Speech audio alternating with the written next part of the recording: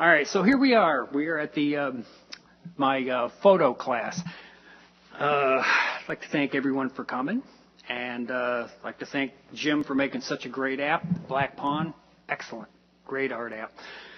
So let me tell you, I look at the entries already that are in the compo, and I don't want to take anything away from anybody, but I'm going, nope. You got to know what a photo is first. And it comes down to what made me ask that question right there. What made me ask, what makes a photo look like a photo?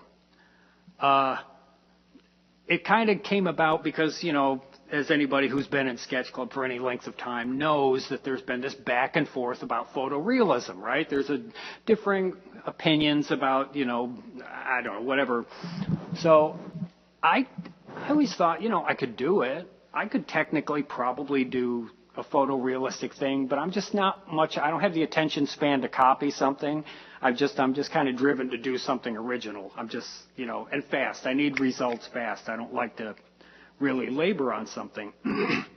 So I started thinking this question: what makes a photo look like a photo? Right? What makes something look like you could actually hold it in your hand as opposed to just a two-dimensional drawing that sort of implies, you know, dimensions? So I started exploring this and coming up with some different things that you can apply. And this is what, in particular, the kind of thing. Now, I'm not going to kick anybody. I'm not DQing anybody from the compo. That's not my style. I'm not policing it. So basically, enter what you want. But these are the kind of things that really make what I call, you know, a photo, which, by the way, FAUX defined. If you don't know, it means fake. So it's like a fake photo. So you know, everybody's doing the photorealistic stuff, or a lot of people are. And I didn't want to exactly copy anything, but, you know, I still wanted to get in on the fun, you know, because it's fun to make something look photorealistic if you can, you know, if you can pull that off. So I started looking at some of these aspects, and I'll keep coming back to this cover, but some of the aspects that play into it. You ask yourself about, like, technical perspective, which means basically, you know, where you are, your position in the 3D realm. You know, are you way up high or you're down low, and all that kind of stuff. We also have imaginary perspective, and I'll get into that a little better. You can see that arrow points to something called tilt shift, and I gotta tell you about this. It's the coolest thing. You need to go get a tilt shift app and play with it. Take a few pictures with it. They're an absolute blast, and it really ties into this idea of how to synthesize the look of a photograph. And that also gets into the next thing here. It says focal length. By the way, I would advise you to just take a screenshot of this, so you don't have to try to remember this or write it down or whatever. Take a screenshot of this if you feel the need, or any of the little slides. And I apologize, I kind of threw this presentation together, so it's not the prettiest. So I will only mildly apologize for that. So anyway, we also have other things that go into what makes a photo look like a photo. You have your light source, and if you're not really comfortable with light and shadow, that's probably going to be a bit of a problem with this compo, because really the better you are just inherently at understanding lights and shadows, really I think the better you're going to do in this. It's something that I enjoy, and don't get me wrong, when I do this I hit undo a lot. I get it wrong way more often than I get it right. It's just that when I do get it right, it's like, wow, that's it. There it is right there. And I just keep it and go on from there. So it's not, you know, it's not like I just start out and go from point A to point B with no undos or no change. You know, the whole thing is a path for me. It's a very enjoyable path to just try to make something completely artificial look like a picture of something you could hold in your hand. So the other elements that come in are atmospheric elements, as far as like a fog in the atmosphere that can come into play, and that can contribute to it as well. Reflections and refractions, That gets a little tricky. You got to be pretty confident, especially with a thing like refraction, trying to draw how something looks in water. But the real idea, let me show you, we'll talk about a few of the ones that I've done. Okay.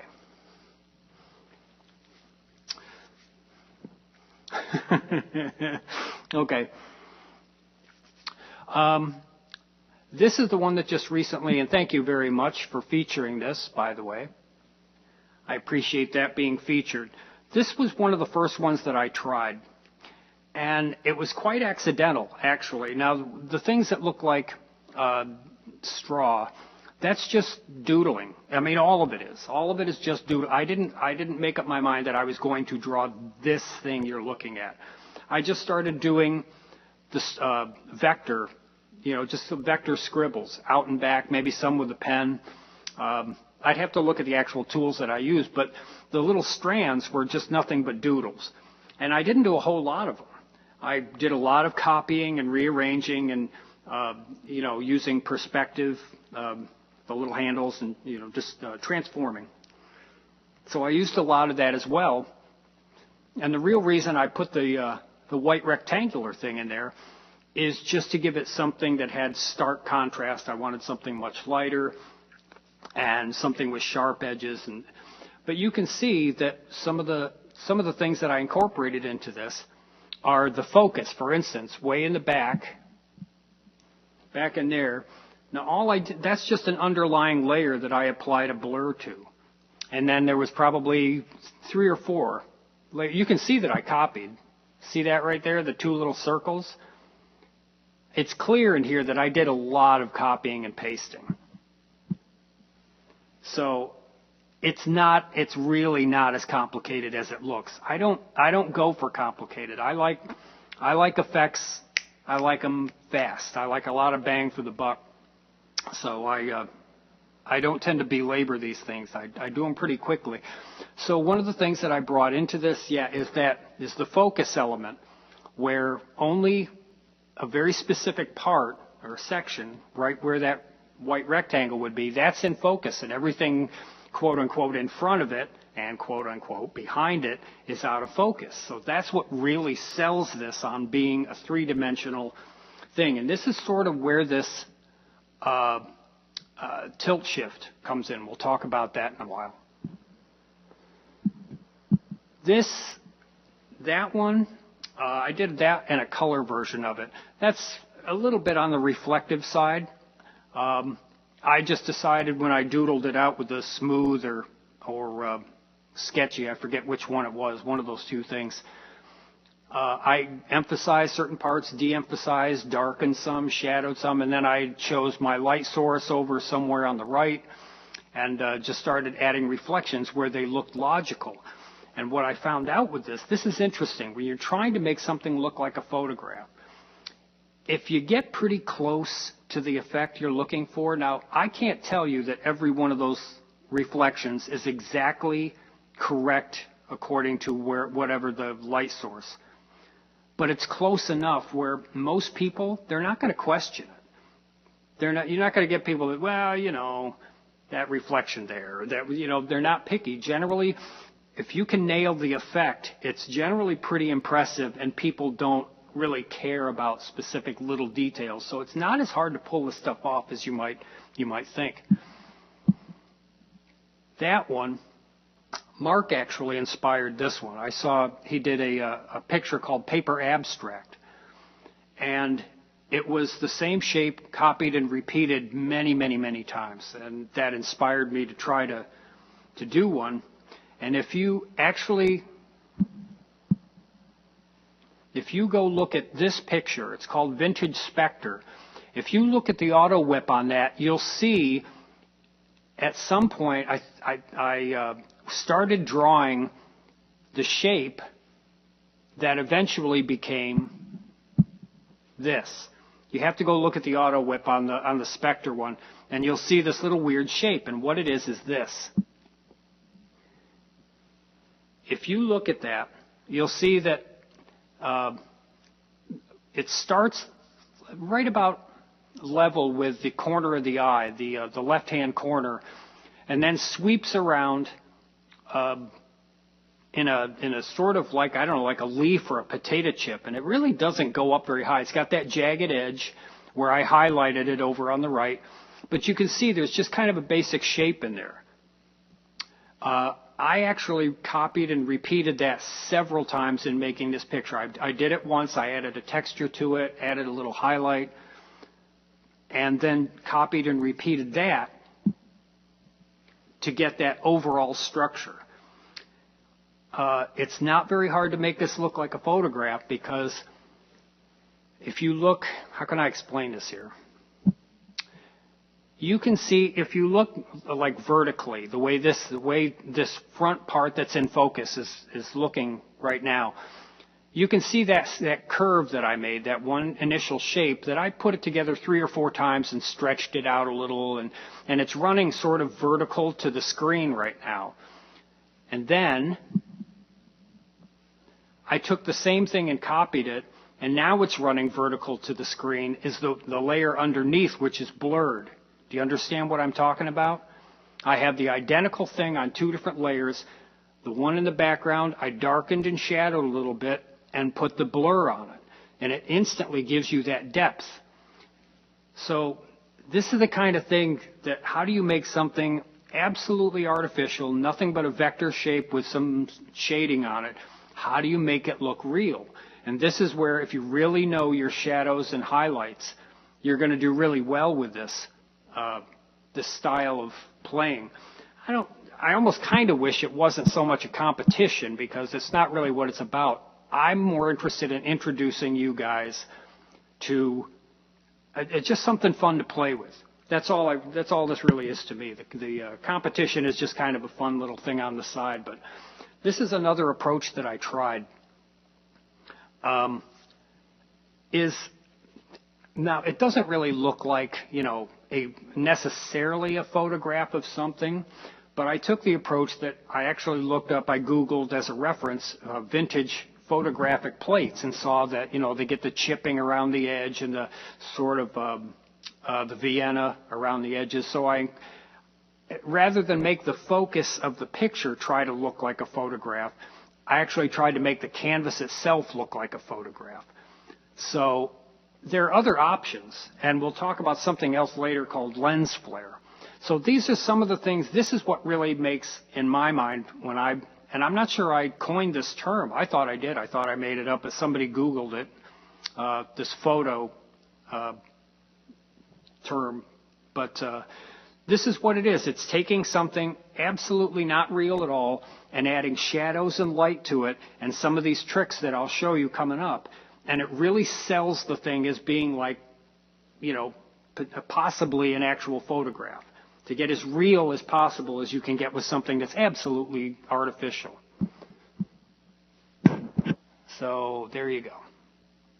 And I have 2 shapes here.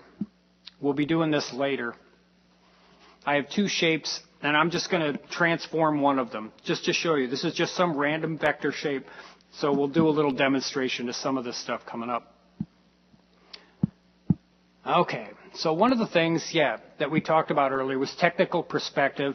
This is one of those things that you can incorporate where you are in relation to whatever object you're doing. So that's one aspect to bring into this.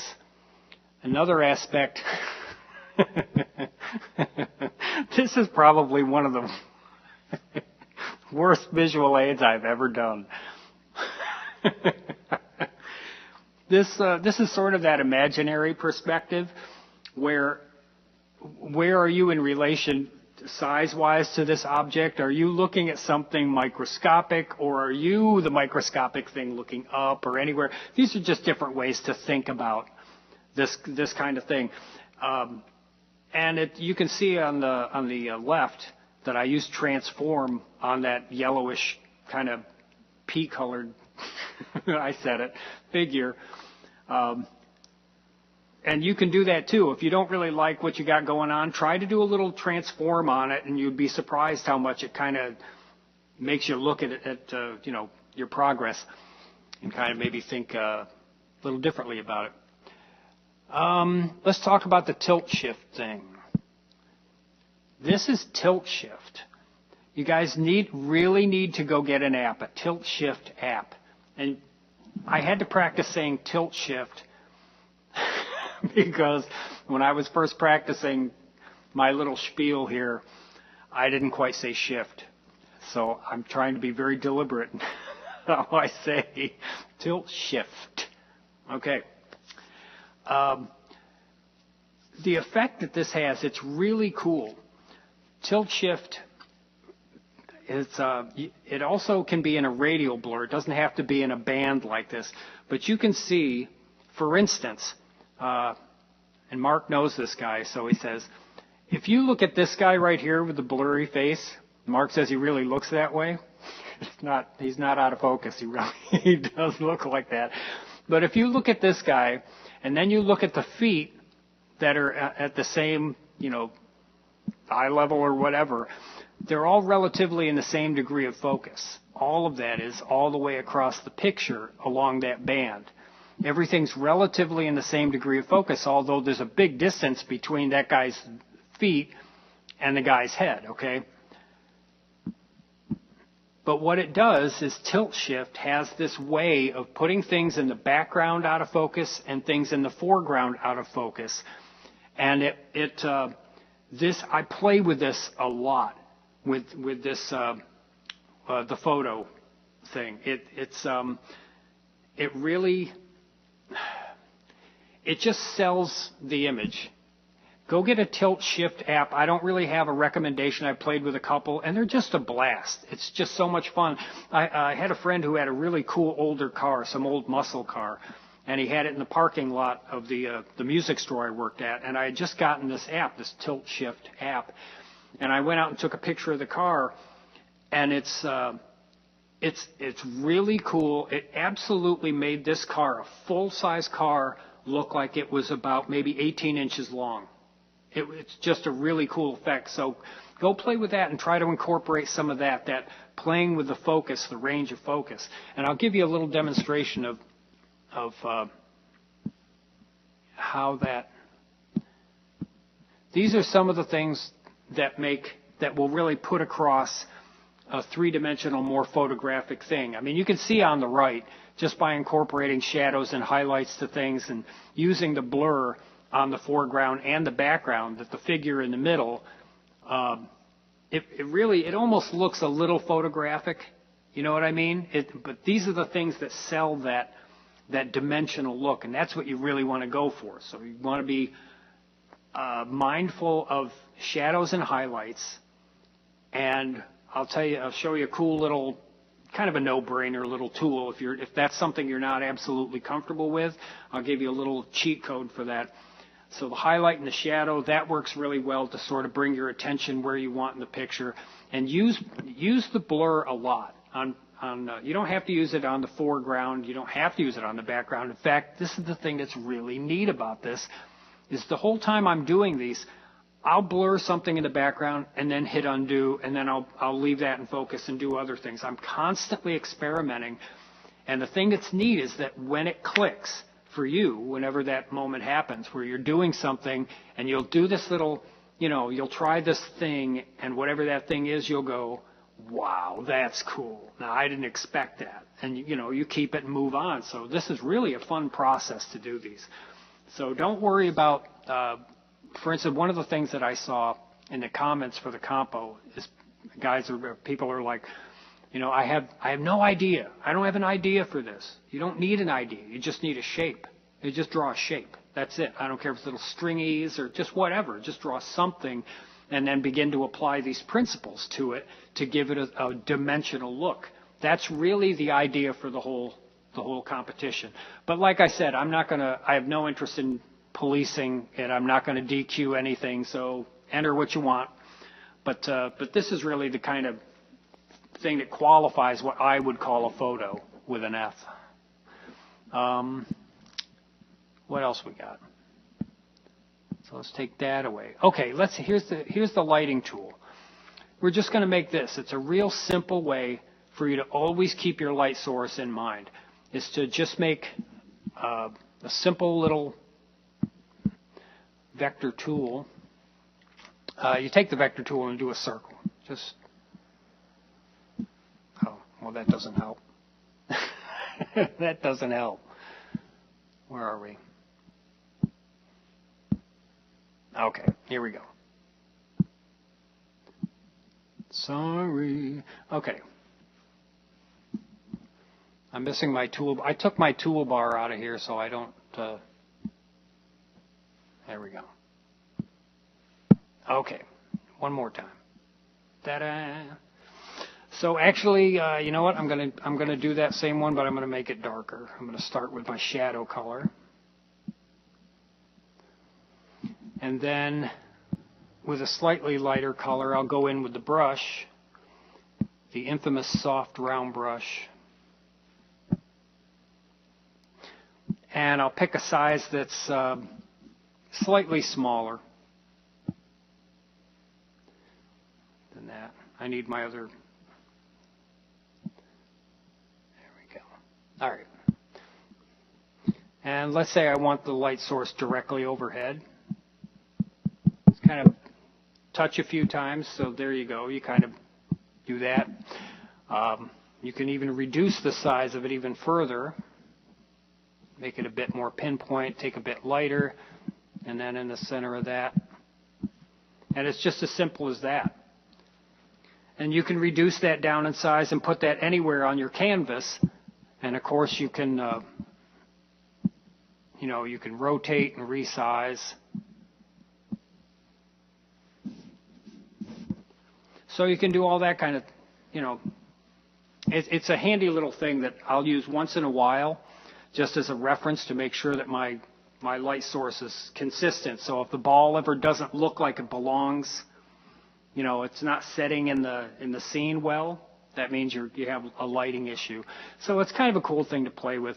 And you can do, also remind yourself with up here what kind of lighting it is that you're working with, like whether it's a sunlight or an incandescent light, sharper look, or maybe a softer light.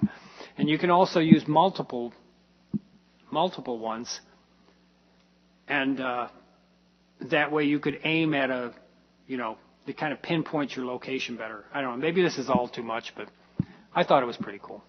So you're stuck with it. What else we got? Oh yeah, lens flare. Let's turn this off. Okay. This is something that I'm experimenting with. I'm not really happy with the results I'm getting, but you've all seen these. Lens flare. It's a result from different kinds of lenses and the way light passes through them. It's a cool little effect to throw in. It works well if you put it on a black background. Screen works well because I have back here, I have this. And if you put that on screen, you kind of get the effect. So it works pretty cool. So that's something that I'm just goofing around with at this point. I'll tell you a little kind of a cool secret. Getting all those lined up is as simple as putting a straight line pointing away from your light source. And then when you start these circles, it's just vector with a gradient, just make sure that you start your circle somewhere on that line. Like that. That's not a vector, but so that way you can, they'll always line up. So what do you think? You guys are being really silent. Did I lose you all? Have I been talking to myself for the past half hour? Seeing any comments. I'm suspecting something went wrong. Okay. All right, good. That's spooky, man. I got to tell you. That was like 15 minutes and nobody said a thing. Oh my God. All right. So you all went on one mass bathroom break. I got it. All right. So that's pretty much all the components doing these. Let's turn this back on. So yeah, that's pretty much the components that go into this, and that's the main point of the photo, is to make it look as much using these aspects of photography and incorporating them into just some random abstract. So that's the whole point. Okay.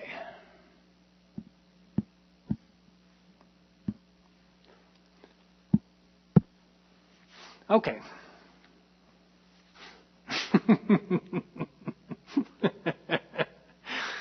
I think you're drinking. I think that's what I think y'all slipped out and went drinking. All right, so I'm going to show you a little cool stuff here about just how to get started with this sort of thing. This looks like a nose on a set of glasses to me. It does. It looks like it belongs on nose glass, like an alien nose. Let's do a little shading on this. Okay. Now I could use black, or I could use whatever color I'm putting in the background, but I found something interesting is if you use, I'm going to use vector and put it in erase. I'm going to shade with the erase mode, and I'll tell you why in a minute. So this is where you can just start throwing in shadows and just kind of see what clicks with you. Again, let me re-emphasize, I do not do these from start to finish perfectly. Don't get that in your head at all, that this is some, point A to point B process with me. This is a path that I spend a lot of time wandering on and trying this and trying that effect. So we'll try a few different things. All right, so let's say that hole, that teardrop hole, I'm going to do some shading around there. Yeah, it does. It does. Oh my God, Mark. Anyway, I'm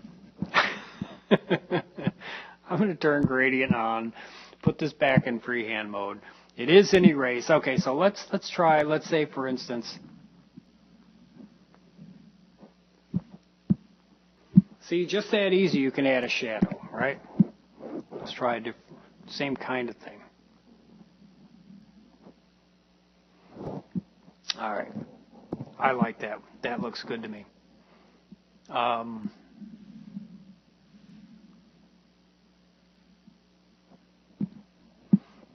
See, and you can see right away now, we've already begun to give it, some kind of actual shape.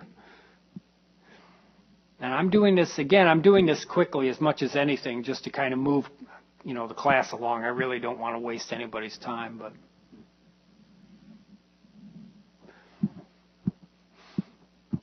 So any of these things that I'm doing, they could be a potential yes or no. You could just as easily highlights on this. If I would probably put highlights on another layer. I might do it directly on this, but so do you kind of get the idea of what I'm doing here? And this is just how to start these things. All right. So let's, I'll put a highlight on it.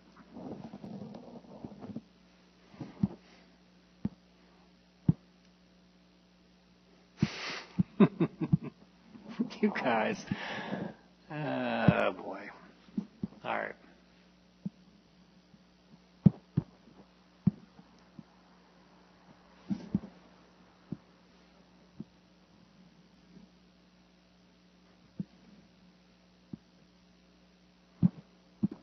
Yeah, that sucks, but you know what? I'm keeping it. Just in the interest of time, I'm keeping it. Not that one. So, anyway, I could belabor this. Yeah, I would put these highlights on a different layer. That way I could edit them. I could go back in and erase. So let's just say I like this. For the sake of argument, let's say I don't hate this. Okay. So now we can take, let's get rid of this guy. I don't know.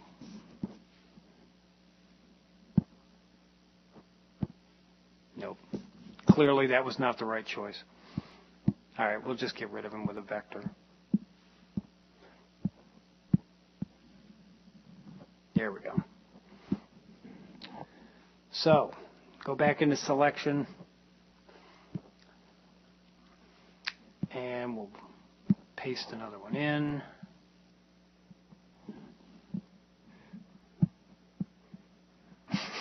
I don't know. Not into spontaneous creation at the moment, I guess. Now, actually, that would get pasted in. It would be better to paste this in on another layer, but I'm not gonna. Not yet. All right.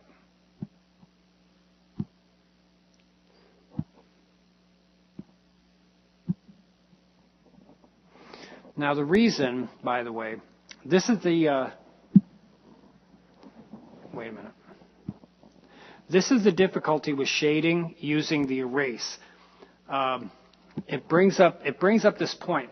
The reason that I use the erase is it helps you introduce that idea of atmosphere that I was talking about, like a dense atmosphere.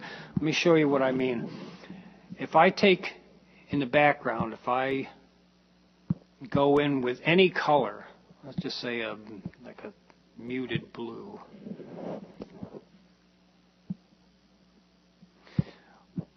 The thing that's cool is when you shade with erase, now all those shadows and everything will take on the color of the background. And when you have something reduced and pushed farther back, it really kind of pushes the whole thing. It makes the whole thing kind of forces it to blend in with the atmosphere. Let's see if I can try to drive this point home a little bit. Okay, see that? By just hitting that with erase again, now the whole thing looks like it's part of this, like sunken into this blue mist.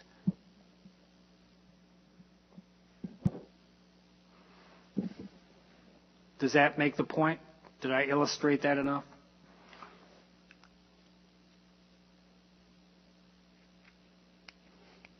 You guys are going silent on me again. This is going to be in class, you know. Everyone is going to see when they watch this that you guys are just like, you guys are like dying out on me. I used erase on the overall thing. I had vector in gradient.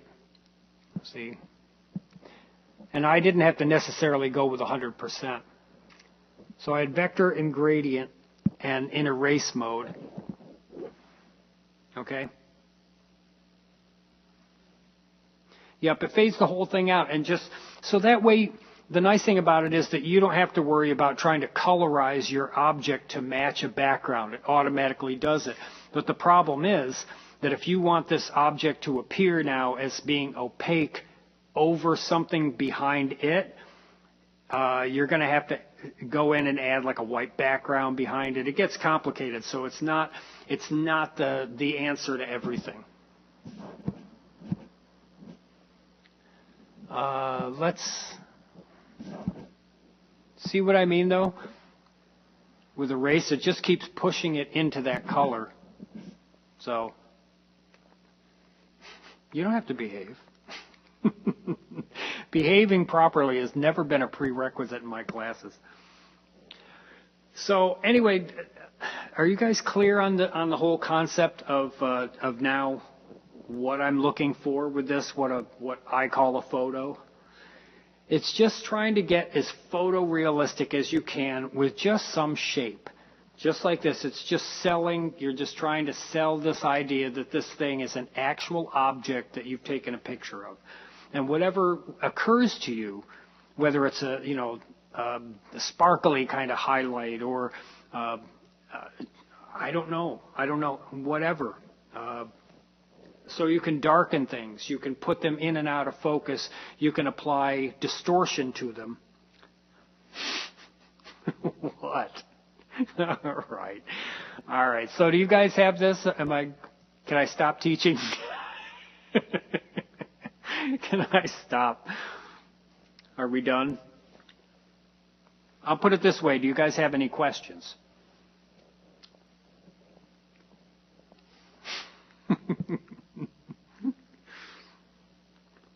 Come on, you got to have some question. All right. Go for it. Because this is the long silent part. I'll play some music while Mark's typing.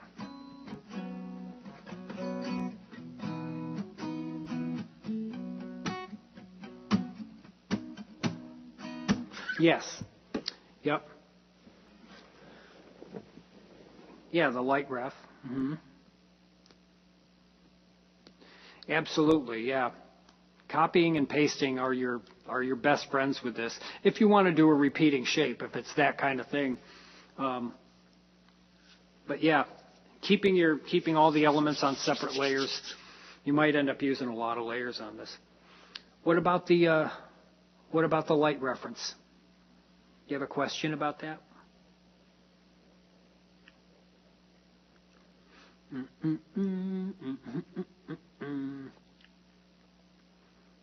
So, okay. Well, I'll tell you what. I will be available to ask questions. I'll be, in and around and popping in and out of Sketch Club as I usually do. So, if you guys have questions on this stuff, I'm going to just let you go play with, the things that I've given you here, the toys. Yeah, you can use more than one. You could use multiple. If you have multiple light sources, if you have one from the left and the right, the little sphere with the light, it's just kind of a good thing to always be a little reminder of where your light sources actually are. It allows you to pinpoint them very precisely to place them. So I think it is. I think I'm done.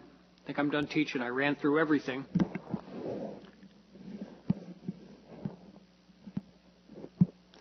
I think I ran through everything there. I had talked to BP earlier about this thing called channel. Photoshop has channels, they're really cool. It's basically turning a black and white picture into a selection and being able to apply that. But that would be cool to have someday. All right, guys. I'm gonna wrap this up. I'm gonna call it done. So. If you have any questions, track me down. I'll be happy to answer them. The class is going to be recorded, or it has been recorded, and so you can watch it, reference it again, or just ask me. Okay? I love you guys. Thanks for coming to the class, and have fun with the compo. Don't think of it as a competition. Just go play with this stuff. And go wander down the path and see how close you can get to something looking like an actual photo, okay? All right. So I'm going to wrap it up and go get something to eat. Feel free to stay in the stream as long as you like. And have a good night, guys. Love you.